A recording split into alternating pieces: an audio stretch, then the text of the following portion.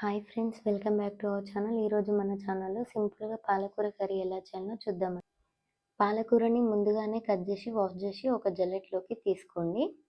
Pan పెట్టేసుకొని 2 table spoon oil వేసుకొని జీలకర్ర, ఆవాలు, ఎండుమిర్చి కారానికి సరిపోను తీసుకోండి. అలాగే ఆనియన్ ఒక పెద్ద సైజు తీసుకొని కట్ చేసి వేసుకోండి. ఆనియన్ ఫ్రై అయిన తర్వాత వెల్లుల్లి రెబ్బలు ఒక 5, 6 తీసుకొని కచ్చపచ్చ దంచి వేసుకోండి. ఫ్రై అయిన తర్వాత పసుపు వేసుకొని మనం కట్ చేసి పెట్టుకున్న పాలకూరను వేసుకోవాలి. క్యాప్ పెట్టేసుకొని ఒక 5 మినిట్స్ ఉడికించుకోవాలి. 5 మినిట్స్ తర్వాత ఒకసారి బాగా కలుపుకొని 2 టేబుల్ స్పూన్ సాల్ట్ వేసుకొని మరొక 2-3 మినిట్స్ ఉడికించుకోవాలి. 2-3 మినిట్స్ తర్వాత చూడండి, మనకు ఈ పాలకూరలో అనేది వాటర్ అనేది ఉంది. ఈ వాటర్ అనేది లేకుండా అంటే వాటర్ అనేది ఆవిరైపోయేంత వరకు ఉడికించుకుంటే మనకు పాలకూర అనేది రెడీ అయినట్టే. ఈ వాటర్ లేకుంటుంటేనే మనకు కర్రీ అనేది టేస్ట్ ఉంటుంది.